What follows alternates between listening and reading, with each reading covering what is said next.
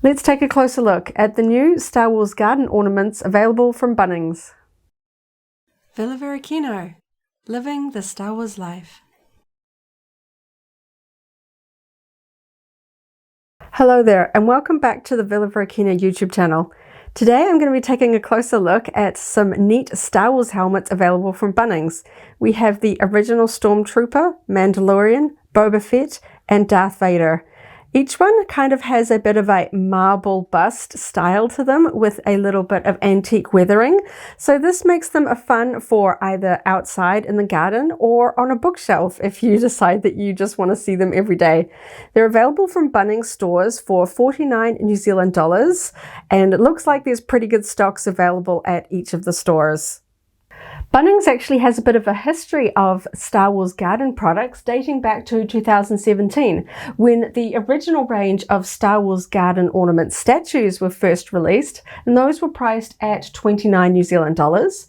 Following that up in 2018, we had a range of plant pots that kind of look like Star Wars helmets, including Darth Vader and Stormtroopers. Those were $39.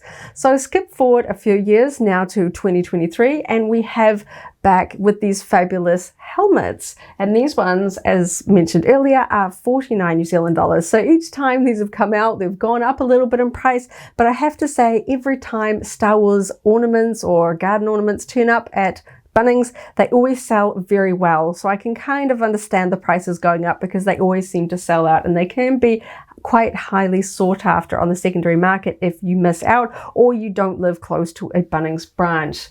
So the range this year includes 4 designs, which is nice because some of the previous designs have included a lot of characters, which, depending on the size of your garden or with how many you want, can certainly add up. Because these ones are $49, I'm kind of glad that there is only 4 in the range.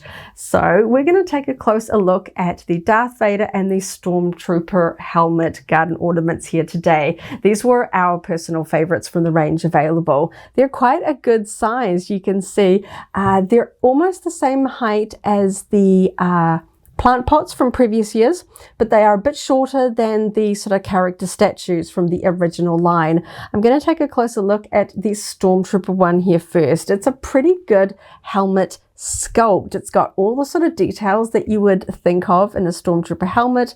We've got the grille, we've got the sort of breather details, and it's really quite neat just how much detail they've managed to add into what is, you know, supposed to be a simple garden ornament. We've got recessed lines here and here. We've got the raised detail here on the sort of the earpieces. We've even got recessed details in here. We have a Star Wars logo there on the back of the plinth. And of course, the same level of detail around here at the front.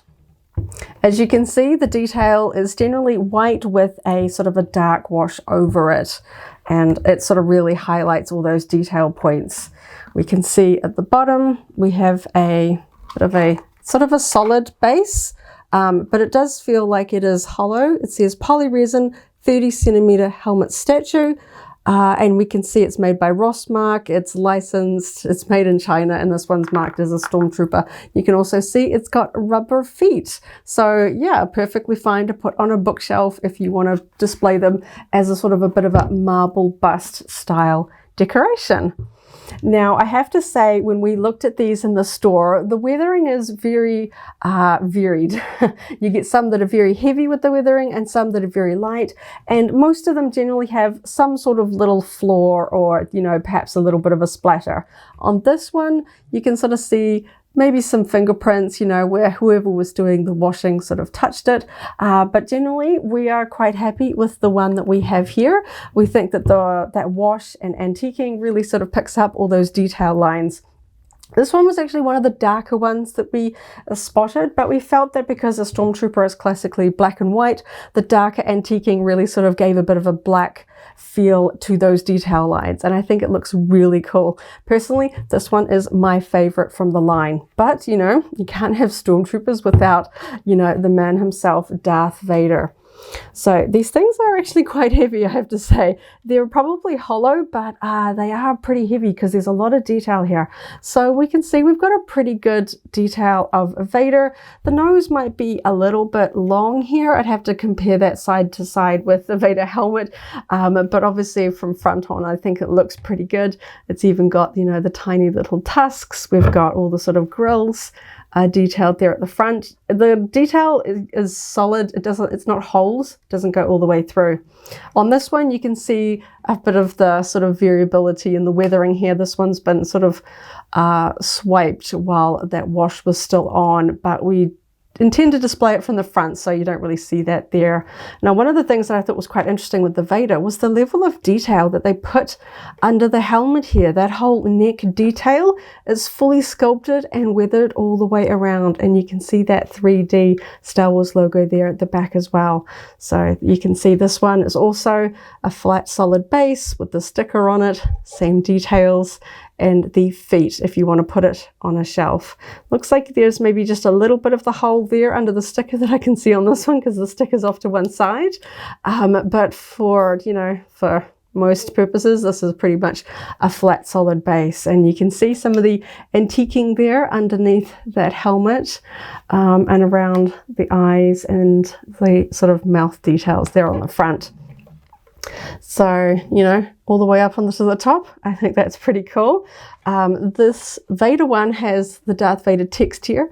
It has a bit of a sort of a slope to the top of the text, which is a little bit different to the Stormtrooper, if I just pick that one up.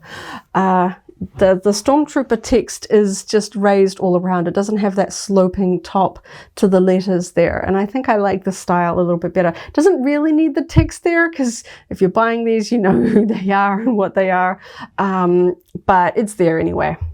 So I think these are really quite cool, and I think they work really well as indoor decorations. I wish that I could pick up a lot more of these. And I think they're going to go well pretty fast, as previous iterations of the Star Wars sort of garden ornaments have. I'm almost a little bit too scared to put them in my garden long term in case somebody decides that they look too cool and might run off with them. But they're pretty heavy. If you do have an enclosed deck area or something like that, I think it would have to take a fair amount of wind to sort of knock these over. If you decide you want to display them outside. So all in all, I think these are fantastic. We were so lucky that we were able to grab these because I know in the past it can be a bit of a feeding frenzy once these hit the shelves. And we're very happy to be able to add them alongside our other Bunnings statues. I'll just throw up a reference image here so you can see the scale of these helmets next to some of the items from the other ranges. We have a Darth Vader plant pot and an R2-D2 statue from one of the original lines, and you can see the statues were a bit bigger, but narrower, and these helmets are about the same height as the plant pots, but because they have the full top of the helmets, they look a little smaller in scale. And I think it's really fun. Each one has had a slightly different finish to them, but I really do like this sort of white, slightly marble-esque finish to these. I think they work better indoors than some of the previous items. So even if you live in an apartment, you can still grab these even if you don't have a garden to put them in. Here's a little bit of footage of them outside in our garden. I think they look amazing in amongst the foliage. The weathering on them looks just right for the outdoors environment. We're really happy to add these to our Star Wars home. So I hope you enjoyed this review of the Bunnings Star Wars helmet garden ornaments, and we're very happy to add them to our collection. Let us know down below if you are able to find these at your local Bunnings store and which one is your favorite and whether you added any to your collection. So catch you in the next video, and as always, may the Force be with you. If you enjoyed this video, go ahead and give it a like, check out our other videos, and subscribe for alerts about new uploads. Thanks for watching, and may the Force be with you.